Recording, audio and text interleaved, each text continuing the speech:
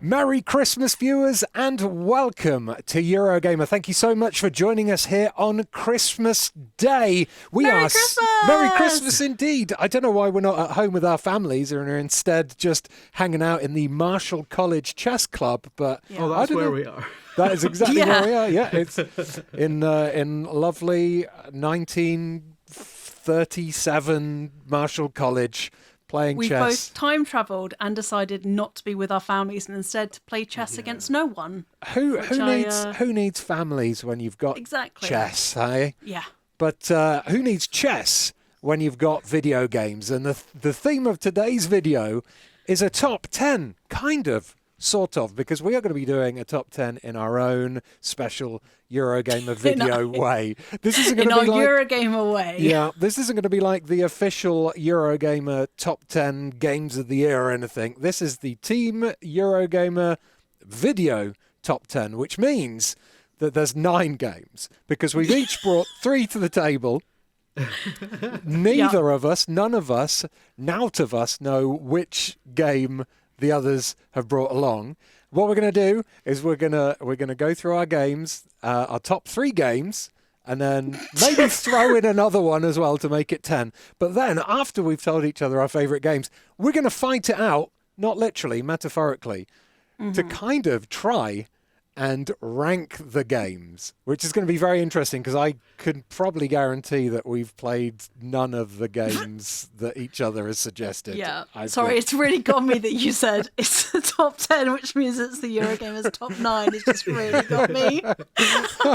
Yeah. Oh, God. We never do things normally here, which is why you should like and or subscribe, preferably both. Yes. But this is Jim's first Christmas with us here on Eurogamer. It is. Jimble bells, Jimble bells, Jimble all the way. How long have you been sitting on that? Literally since this morning. I'm currently enjoying that it looks like I've got a much smaller head than you two. Lean forwards a bit. You relax you're just a bit. so humble. If I relax, there you go. Now you've got a giant head and I've got a mini head. Yeah. That's Christmas perspective for you. This is how I feel like sort of hanging out with the magic of Christmas. But I should... To get the scale right, I need to be like here. That's it. Look at that. What lovely round scaled heads we've got. So anyway, on that heady note, Jim, what is the first game that you would like to enter into the Eurogamer top 10? Don't make me go first. This is such a... Because it could set the tone of the entire video. And my first one's a real Sudi one, so everyone's going to be like... A real what classic. One? It's like a real pseudo... intellectual one. It's everyone's gonna go, that's classic Eurogamer, I'm turning this off. But okay, well now you have to say it. Yeah. Arco. Yeah, which is this sort of Latin America Western pixel art RPG thing, which reviewed very well. And Donlan gave it a very glowing review, actually. It sounds like a Donlan game, to be honest. 4 stars, yeah. Mm-hmm. The great thing about it is that I love games that do lots with very little, and this epitomizes that because it's just little pixely people, and it tells this really kind of actually quite gripping story about someone who's taken away from their tribe by colonizers from a young age, and then there's a big time jump and you end up sort of dealing with the consequences of this kind of colonization effort that's been going on for decades by the sort of when the game starts proper. So it's like it's a real kind of I'm gonna say it's a real kind of deep-throated Western. It doesn't pull any punches, and it's not a sort of whimsical thing. And in the era of like every game has to also be a good handheld game now, because like that's the sort of place we're living in now. I just think it excels at that, at delivering something that's very grand. It's a very epic story. But delivered with very simple text-based dialogue, very simple 16-bit graphics, a combat system that is one of those things that's just like it's fairly, it's easy to grasp but difficult to master sort of thing. It's a really nice hybrid of turn-based and real-time as well, which is very difficult to pull off. Just obviously. So yeah, I think it's just one of these things that excels at what it does, and it has a very singular vision, and it pulls it off marvelously. It's partly combat and it's partly puzzle. You tend to have to do each fight, each encounter a few different times because you're figuring out the right order to take people out in, and but there's also emergent stuff going on in there. It's actually like it gets quite deep, even though it's quite simple on the surface. It's just there's a lot going on there, and yet it's made out of like 7 pixels and some prose. 7 pixels.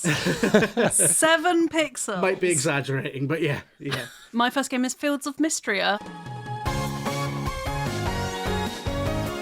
It's the same kind of game as Stardew Valley, so it's a farming sim with romance elements put in and like management elements with your farm, but it's clearly made by people who love Stardew and just wanted like more story in it. So it's much more story focused than Stardew is, but all the characters are like beautifully realized. They have different outfits for each season, which is like a big deal to me. The romances are really different in how they all play out, so all of the people you romance have like a very different like path they go down, but also like it's just such a joyous game. Like you can put hats on your farm animals and stuff, and you can really like lean into the like idea of trying to bring this town up from like an earthquake and trying to like rebuild it and stuff. And it's one of those games where like, now talking about this after Jim's talked about Arco, it sounds so trivial, but it's like, it's such a fantastic, solid early access showing that I'm really excited for full access, which is hopefully August 2025. Right. But it's like done everything that Stardew does and more. It's really, really solid bones, and the developers are taking everything into account that people are saying in the feedback. And I loved my time with it. I think I spent like 60 hours with it in all for early access. But the reason it's like on the like 3rd down of my list is because it is an early access, so there isn't as much content as I would have liked, but it is fantastic for an early access game. Like incredible. And as someone who's addicted to Stardew Valley and cozy games, bodes well for the future. I'll go for an independent game as well for my first offering. It's a game called Tormenture, which has completely slid under most people's radars, I think. It is a combination of horror and retro games. So if you imagine like a Stranger Things style aesthetic, where you play on an Atari 2600 style console, so like a really old school game where your character is one big pixel block, it basically mimics the old Atari 2600 game Adventure. And it starts off like that. You have the whole screen is full of CRT TV, and you're just moving this little yellow block around, trying to find a way out of this maze. And when you do find a way out of this maze, the camera pulls back and you find that you are this kid playing in this room. And you can't move around the room, but you can look around, and there's speaking spells and tape cassettes and everything. It's all 80s aesthetic, and it's all shadowy and like pretty creepy atmosphere. It's raining outside, lightning and stuff. And as you play through the game, you kind of get access to bits of the room. So you'll open up a drawer and you'll find the manual for the game, and inside the manual for the game you'll find like someone scrawled some like little tips that help you unlock a new bit, and then you find a newspaper clipping about kids disappearing because they've been playing this haunted game, and it ends up with demons summoning and monsters appearing at the window and just like jump scares. And yeah, there's some really good puzzles that involve going back from the real world to the video game world. And sometimes when you're playing on the video game with the screen in full, you'll hear a crash outside, and you'll pull the game back out and you'll look around and like something's fallen down or something is arranged, those kids building blocks with the letters in to spell help me or something like that. And it's kind of it's a fairly short-ish game, about 6 hours or so. Some of the puzzles are really clever though. The kind of it gave me that kind of I don't know if either of you played Tunic, but Tunic had this wonderful the way it made the manual part of the game And it gave me some really great wow puzzle moments like that. So I thought it was incredible, but hardly anyone seemed to play it. So I just wanted to use this opportunity to tell people to play it because it's great. All right, back to you, Jim. This is actually, in a weird way, similar to what you've just talked about. So my next one is another extremely Eurogamer game, and it's Mouthwashing. Mouthwashing is, first of all, I love that the PS1 aesthetic has become like a legitimate thing. It does a lot of sort of really kind of arresting stuff with very little in terms of like graphical fidelity or I don't even think there's any voice acting, if I remember rightly. I think it's all sort of text-based and stuff. There's a bunch of incredible twists in Mouthwashing. Really short game, really distinctive look to it. All has this really kind of claustrophobic, almost sort of submarine-like atmosphere to it, which really adds to everything. And you know, you think the story is one thing, and you know, you start off playing a bit of a flashback, and then you flash forward, and then you think you're like, all right, I understand what's going on here. When I flash back, I'm this guy, and then when we flash forward, I'm this guy. But then it all gets turned on its head, and it really keeps you sort of guessing right up until a certain point. And it's also like a really funny game as well, which is, given how like harrowing the subject matter is, which I don't really want to spoil for people if they haven't played it, because there's a lot of really kind of horrible themes that get touched on here. But there's also like some really laugh out loud bits. There's this character called Swansea, and you know, there's just this random bit where he's dancing, you know, to music I think only he can hear, and it's like it's physical comedy, but using the fact that it's a PS1 aesthetic. It's really kind of leaning into that. It's this kind of sort of Tekken 1 style dance routine that's going on, but it's like old man dancing, so there's so many layers to it as a joke, and it's really funny. But there's loads of stuff like that in it as well. I just think it's there's also a little bit of Five Nights at Freddy's going on, which is a weirdly modern influence to it. Kind of a bit like a horror Red Dwarf. 100%. Yeah. It's a bit Mr. Flibble. Yeah. But no, it is genuinely one of the best games of the year. And once again, a small outfit making something on a tiny budget that looks like it could have been, you know, 25 years ago, but it's an incredibly modern experience, I think. So, nice. Yeah, definitely one of the games of the year. Sweet. My second game of the year is Infinity Nikki.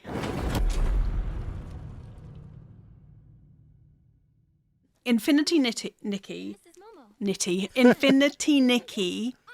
genuinely, I think, healed some like internal misogyny in me, because it's such a like joyous game that takes joy in the idea of being girly, and by that I mean like dressing up, like being kind to others, all the like stereotypical things you associate with being girly, and like the gender of like girly, but it doesn't hold itself back. Like, it leans so fully into the fact that it's a dressing up open world game about this lovely little girl called Nikki who's like exploring the world, and the world is lovely and nice, and like nothing really bad happens. I think it is the perfect antidote to like a lot of gritty games that have come out fairly recently, and it takes such joy in being girly and being all about dress up, and it doesn't try to include any mechanics that don't serve the game itself. And also, like, a small but big thing it does is every position of power pretty much is filled by like a woman, and it's never addressed, but it's just like this beautiful utopia where like everything is okay, like there are some women in charge, and like it's incredibly welcoming for anyone who wants to play it. So I absolutely love Infinity Nikki, and no matter your gender, it's for everyone. I recommend you play it because it is so wholesome and heartwarming. So for people like Jim and I who haven't played it, what is the gameplay loop? Because you say it's a dress-up game, but how does that work into the gameplay? So the way it works is that you play Nikki, and she becomes what's called a stylist.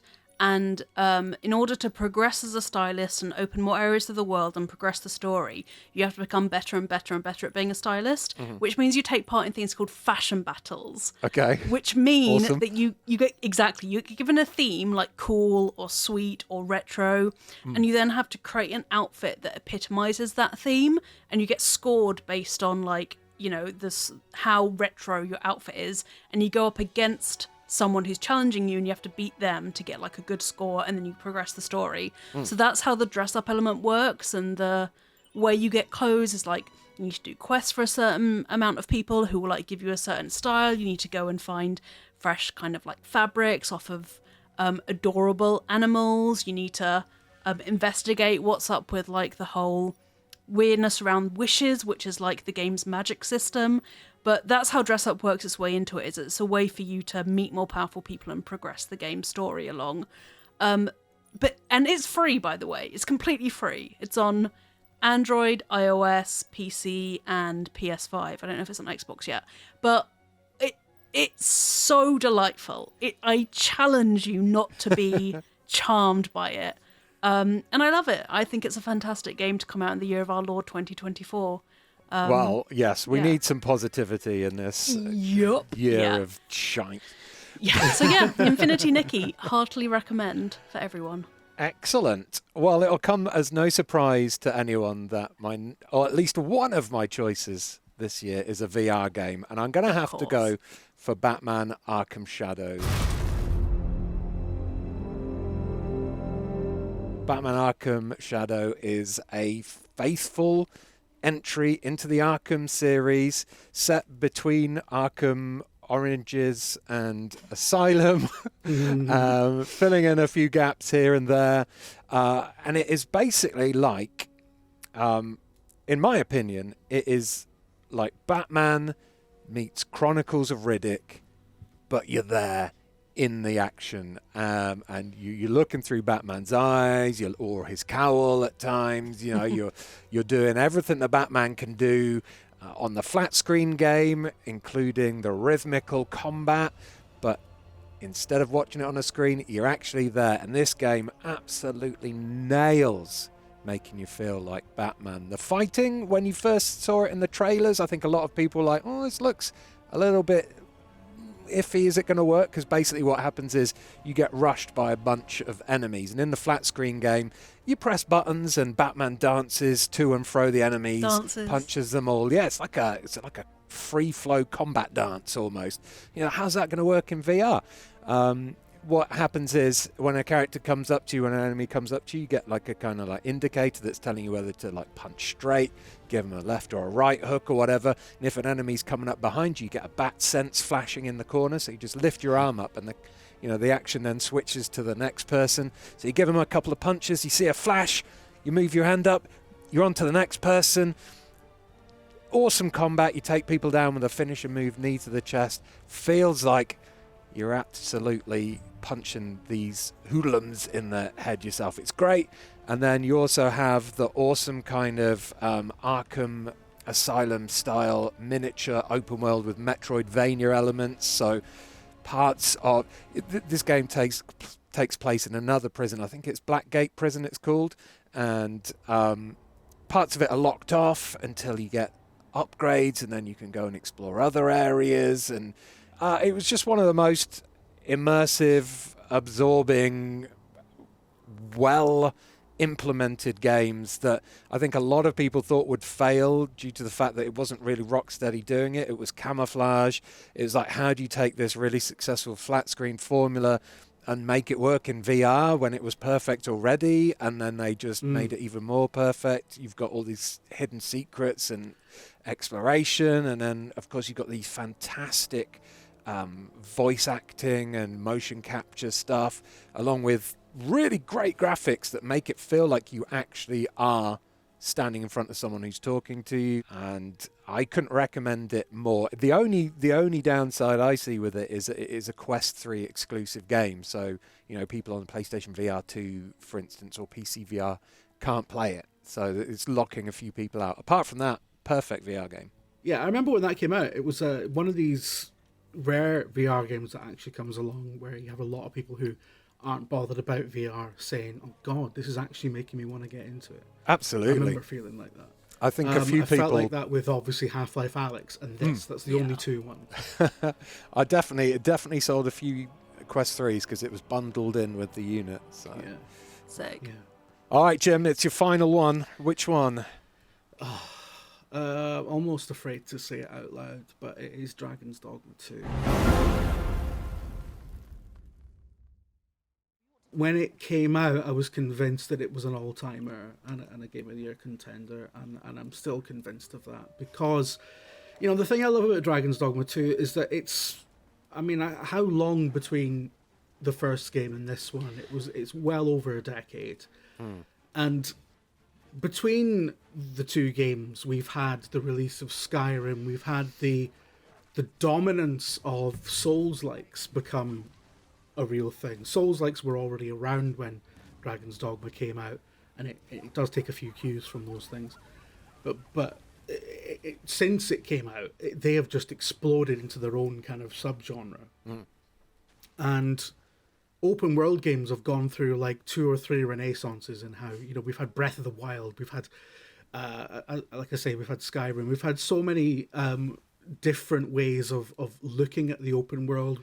And yet, if you play Dragon's Dogma 2 right after playing Dragon's Dogma, it's like none of that interim decade ever happened, because it is such a pure sequel that it looks at the original and goes, right, well, what didn't quite work and what could we make better and what can we put in this thing that would enrich the experience.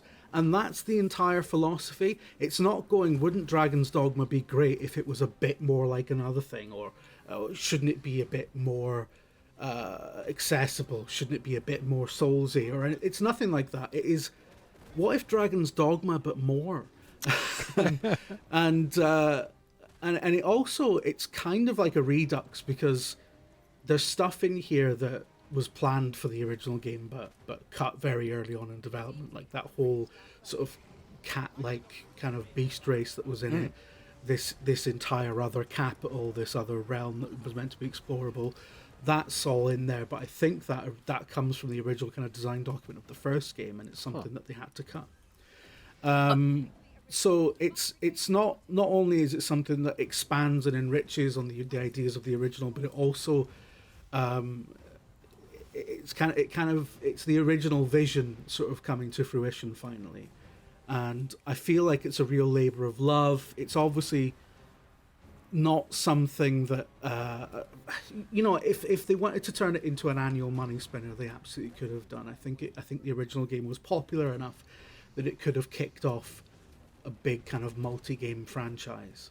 But I feel like the people involved in it wanted to go back to it because they love those ideas and they really wanted to have another crack at making them work better. Yeah. And it's like this dogged pursuit, if you forgive the pun, of this singular vision, and everything is in service of that vision, and there's nothing compromised about it, and that's why I think it's an all-timer, and certainly worthy of, it's definitely one of the games of the year, if it's not the game of the year. That's my... It also, I loved how it didn't hold your hand at all with, the open world No. stuff. In the slightest. It felt so much more like you're pushed out into the world, and then it's like, well, look, just, it's like trying to talk a kid through a puzzle. It's think for a second. Think. So, oh, if I want to find out what this NPC is doing, I guess I should probably follow them. And then when, that does end up being the solution to a quest, you feel like, oh, okay, this is the kind of game it is. I can completely, I understand where I am now. I love Dragon's Dogma. It's like I completely agree. There's an intuition to it which you don't really find in a lot of video games. It really cultivates your intuition as well. You're completely right. Yeah. Like this, I think when we're used to stuff not to rag on Skyrim because I love Skyrim, but when a lot of the quest design is about just following a marker and seeing what's at the end of it, games that actually sort of challenge you to think about how does the world work in this context? How would I solve this problem? Yeah, and the plague around your companions. was so fun to see play out in tense. real time. Like the panic and paranoia that people got, I think was really cool as well. Especially because it wasn't like made a big deal in the game. It was just like mentioned once and then kind of left off. But that creeping sense of dread where you're like, I need to check their eyes. Are they good? God, yeah, Oh, there was God, the they're big not. social media meltdown when people started realizing that their games were getting screwed up by And this their fictional saves were virus. like screwed, yeah. But I kind of loved that. I loved that it was like, no, this is really serious and it is going to mess up your save, like if you didn't notice it quick enough. It's a game that really doesn't care if you enjoy it or not. Which, I mean, I don't know if that's a positive or not, but it's certainly bold. It's right? definitely brave, yeah. But they wanted to create this world and they wanted you to be able to explore it. But it's a very difficult place to live. Like the world of Swindon. Dragon's Dogma 2. Yeah. It's definitely the Swindon of RPGs. It's fairly dire. It pulls off that real scale of the wilderness and the real danger of the wilderness in a way that very few games do. And lastly, I just want to point out as well, like the first game, it's very unique in how it handles nighttime, where night means night and it is actually dark and it's not just a sort of dark shade of blue. You can still see everyone, you can still see where you're going. Like nighttime actually means something in this game. And like everything, it kind of has a basis in, as we were talking about earlier, how you would intuit reality. Like, how would I handle being plunged into the darkness of nighttime? Obviously, I want to find a torch or a lantern. You know, how would I solve a quest where I have to follow someone? I follow them. You know, stuff like that. And yeah, I just think it's not just one of the best games of 2024. It's surely one of the best games of all time for all the stuff it does. Ooh. That's my pitch. Big bold. words, big, yeah. Big pitch there. Can you beat that, Zoe? The best game of all time? Yeah. In a special way, because my final game is Silent Hill 2.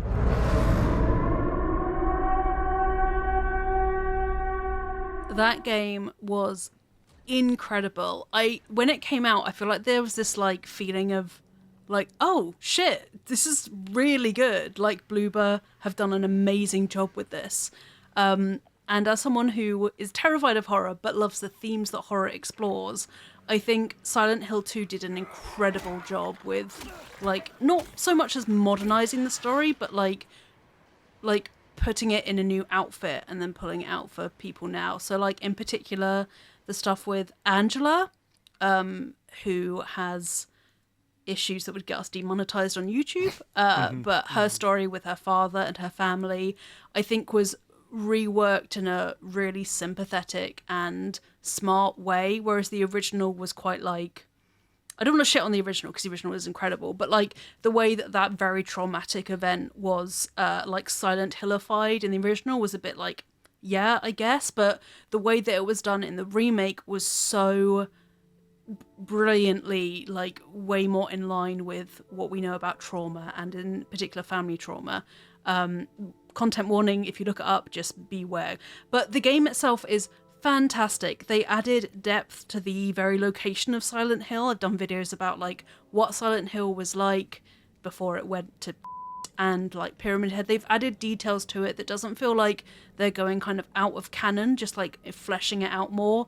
And the gameplay as well like is so patient with you, and I don't mean that in terms of like it holds your hand, but like it really takes its time to ramp up until you realize you are in like the other world of Silent Hill. Like you start off going around streets that are oddly empty, you have the odd encounter with like a writhing figure, and then you like it's like, what is it? It's like the frog in the boiling pot. Like the temperature gradually rises until you realize you're screwed, and that's exactly the same thing that happens in Silent Hill when like you jump into the next group of apartments and you're like, oh no, this is completely fucked, everything around me now, I am definitely in danger.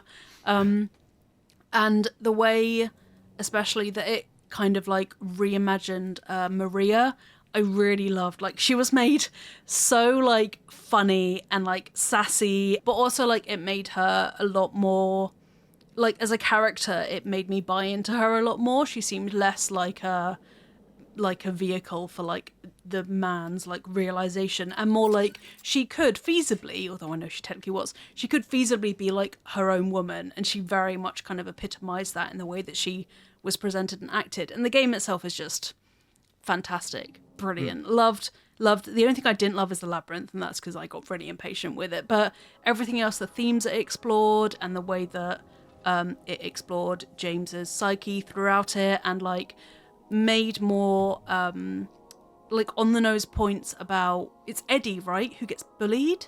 Yes. Yeah, it made more like on the nose points about him and like how he got to Silent Hill and what his issues are. I just think it was pretty much the perfect remake.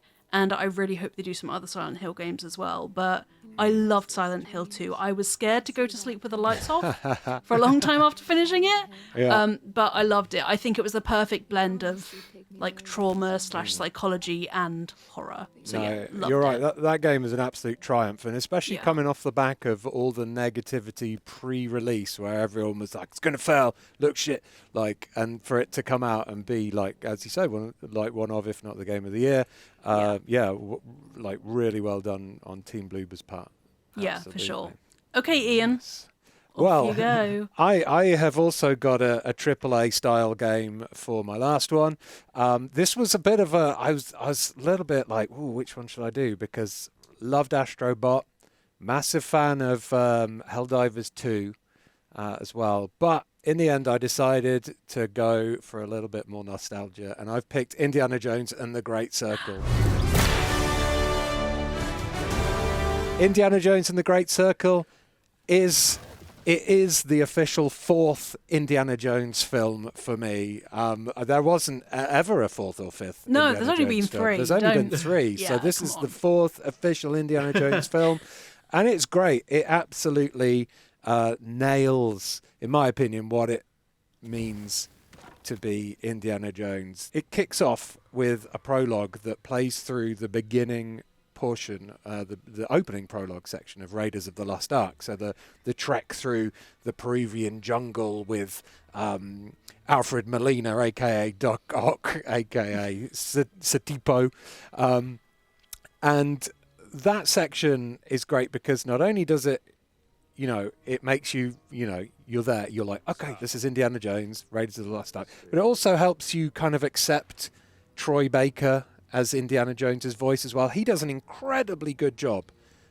He's really good at doing a young, like, kind of Harrison Ford voice. I think he did all the mocap as well, so he Cool. nailed all his mannerisms and everything. Just a really good job. But to kind of like absolutely seal the deal, having him and his voice play through a recreation of the opening of Raiders of the Lost Ark just absolutely cements him in as a great voice for Indiana Jones. A really good Harrison Ford impression. Like, you couldn't. There's times when I like would close my eyes and not look and hear it, and I'd be like, "That's Harrison Ford." Like, there's absolutely no way that's anyone else. But apart from that as well, the gameplay's great. There was a lot of worry when trailers were first shown about how it was first person and not third person, but that really works into the gameplay. The puzzling stuff in this makes you, the puzzles in this game kind of attempt to make you feel like an archaeologist stroke detective, which is kind of what like Indiana Jones is. So instead of being like a God of War game where you have the boy going, "Hey Dad, why don't you whip that orange thing up there?" Dude, like, yeah. You're using context clues and maybe a little bit of environmental design to like work out these puzzles. It just makes you feel like you're solving these things by yourself, and they get more tricky as the game goes, but it just makes you feel like you are doing this kind of archaeological adventuring. And there's a bit in the Vatican level, which is like the first big open worldy area, where you find a secret passage underneath the Vatican, and you turn a dial, a door opens, you light a candle, and suddenly you're going down this passageway in the Vatican that no one's been down for like hundreds of years. And it was at that point where I was like, oh, this really feels like an Indiana Jones adventure now. This is like that bit in The Last Crusade where they bash a hole in the library floor and go down Yes. underground. And it just has a really nice kind of Indiana Jones and the Last Crusade style mix of humor and adventure as well. You get these really funny moments where Indiana Jones has to feed a pet snake, and there's a hilarious bit. I won't spoil it, but there's a hilarious bit with a church confessional, which made me laugh out loud. And yeah, like the whip cracking noises and the punching noises. Kat Castle reviewed it for us, and she hit the nail on the head with the sound, the punch sounds.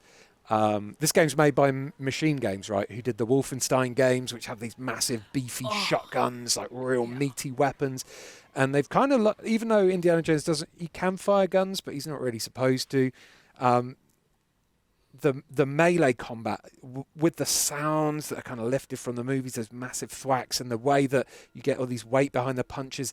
Every punch is like a shotgun blast, and the whip cracking is like real loud and just intense. It's just perfect. And I love the way it's kind of like the gameplay when you're not fighting emphasizes stealth, so it's kind of more like it's almost like a cross between Deus Ex and Hitman, World of Assassination. So you can sometimes dress up in outfits to sneak into other areas. You can hide bodies. There's multiple routes into places. You can go in guns or fists blazing, or you can, you can investigate and sneak around and find a little sneaky place in. I just love it. I have giggled and whooped and been excited and been a little bit frustrated at times with the wonky AI, but in general, as someone who went to the cinema to not see a Indiana Jones film that might have happened, this is like, oh, this is how it should have been. This is it. This has the magic of Indiana Jones that I wanted to see after The Last Crusade and never did.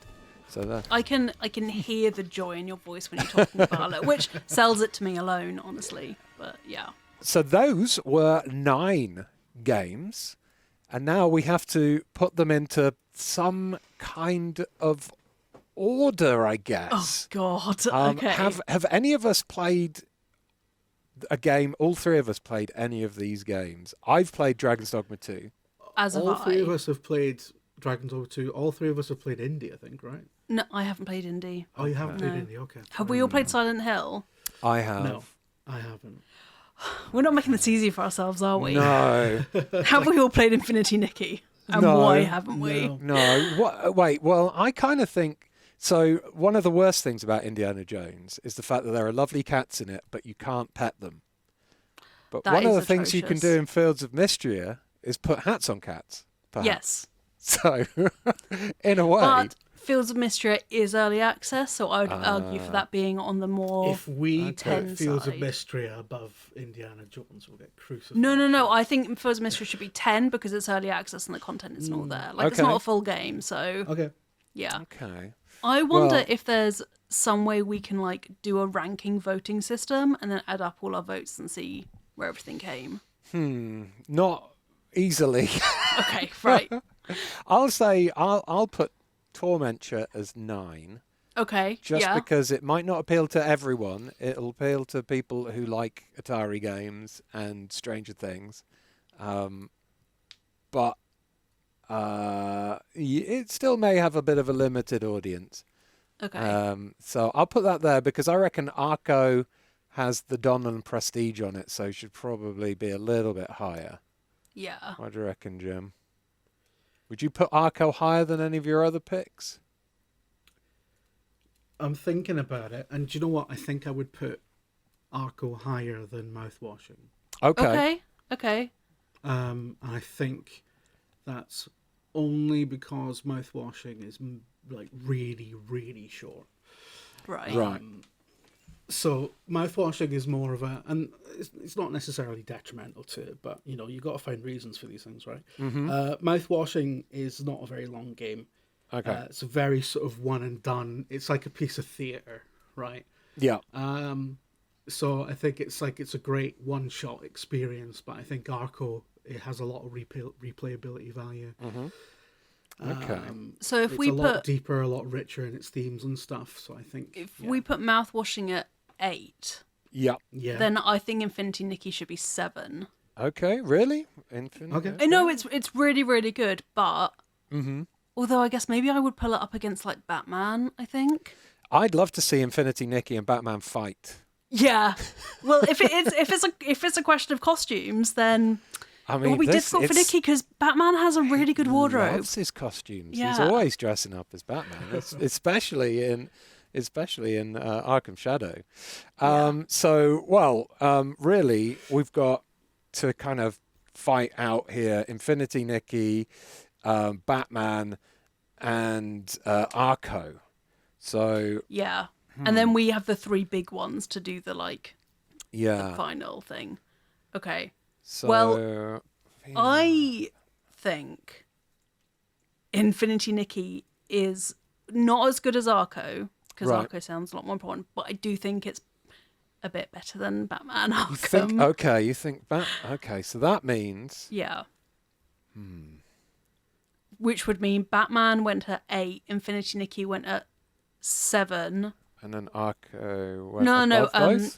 no, hang on, sorry. Mouthwashing's at 8, Yeah. Batman's at 7, Infinity Nikki 6, and Arco 5. Okay. Are you happy with that ranking, Jim? Yeah. Yeah. I am. Yeah. Okay. So that leaves us pretty with... That leaves us with the big three: Silent Hill 2, Indiana Jones, and Dragon's Dogma 2. Are you writing this down? I am writing it down. Yeah. Oh, good. I was trying to do it in my head. No, it's cool. I'm making a note. All right. Sorry. What's left again? What's left? Indie, Dragons, Dragons, and Silent Hill. Okay.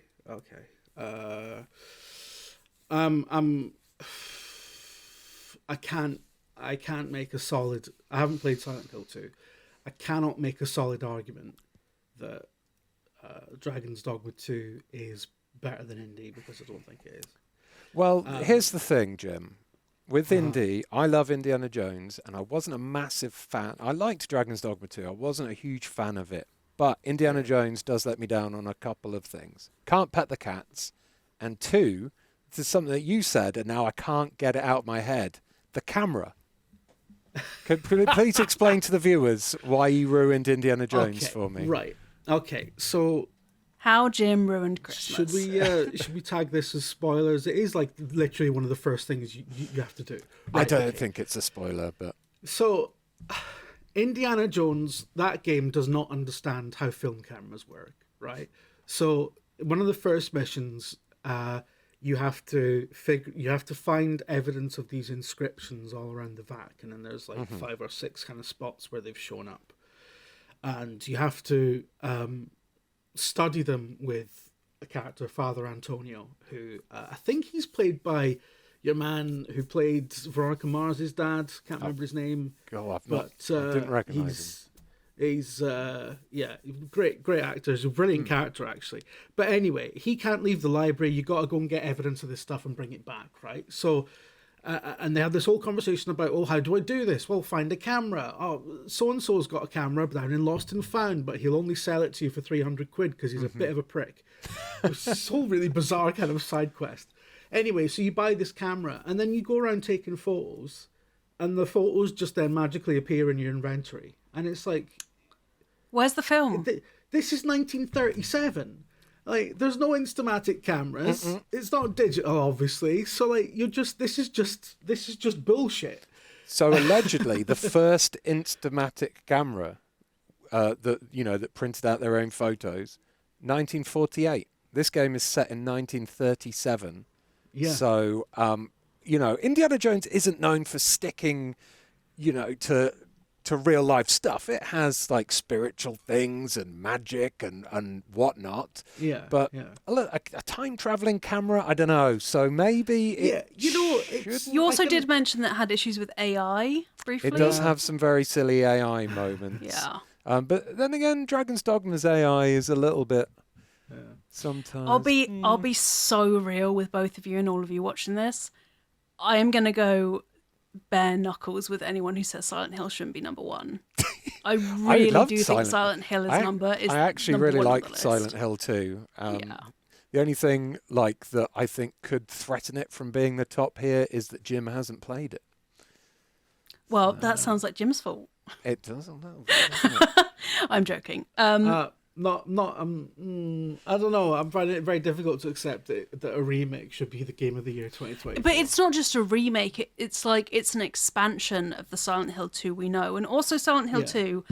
Don't come at me. The game is great, but if you went back and played it now, it would be quite rough because just like a lot of the stuff in it is not the best it could be. Whereas the Silent Hill 2 remake has taken the essence and the ideas and the feeling of the original Silent Hill and not only put it into like a new, prettier vehicle, but it's expanded upon the themes, the very fucking serious themes that explored in it, in a way that is really sensitive and sympathetic to what it's like to, for instance, be a victim of sexual abuse and how that might manifest if your psyche was kind of taken and twisted by this otherworldly fog that exists, while also exploring like the bitterness and the like confusion that James experiences towards his wife, and also like the very feeling of being in Silent Hill, I think, is done expertly, in that like it's not, you're not thrown into like this monster-led world immediately. Like the first apartments, I think Woodside, that you explore is like so eerie in that some of the horror stuff that's happened there is implied to be related to drug abuse rather than monsters and stuff. So like, I don't think it's fair to exclude it purely because it's a remake, because it adds a lot more depth to the original story that I think is fantastic, to be honest. So These are good points. I'm just trying to find something that sticks. I think we need to do this a little bit more democratically, maybe. So, hands up if you liked Dragon's Dogma 2. 2 hands, okay? Because I thought it was all right, but I didn't think it was amazing. Hands up. I should have said really liked, shouldn't I? Hands up if you really liked Dragon's Dogma 2. Okay, that's 1 hand now. Okay. Hands up if you really liked Indiana Jones. I haven't played it. That's 2 hands. That's fine. Hands up if you really liked Silent Hill 2. Okay, that's 2v2. Okay. In that case, I think we should... Dragon's Dogma 2 is number 3. 3, yeah. And that's respectable. Yeah, and I think we should have to give it to Silent Hill 2, just because you can't pet cats in Indiana Jones. Yeah. Like, you can punch and all the Nazis cats are dead in the Silent Hill, so... Yeah, you can punch Nazis in the face, which is awesome, but you can't pet cats. So. Why would you make something so fucking period accurate in every respect and then have him running around with an iPhone? Like, exactly. Yeah. Also, or why wouldn't you just have him do sketches of like the things that he needs to take pictures of? Like That's that, I true, feel like that's very much. easy to do. Just like sketch out some stuff on a take notebook. a rubbing. Like there's so many things you could have done because it's the 30s. Like it's a baffling decision, and it got to be honest, I had to really push past that. Yeah, that's fair. All right, well here we go. Here's the final countdown. Then this is Eurogamer's top 9 of the year. Top 10, top 9 of the year. Number 10, Fields of Mistria. Number 9, Tormenture. Number 8, Mouthwashing. Number 7, Batman VR. Number 6, Infinity Nikki. Number 5, Arco. Number 4, Dragon's Dogma 2. Number 3, Indiana Jones. Number 2, Silent Hill 2. And number 1, Astrobot.